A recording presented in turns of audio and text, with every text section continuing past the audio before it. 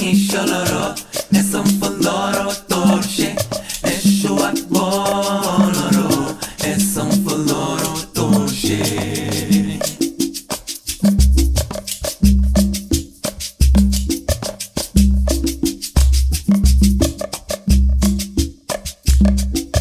Egmo e nisce loro, e son loro torce, ognuno coloro, e son loro torce.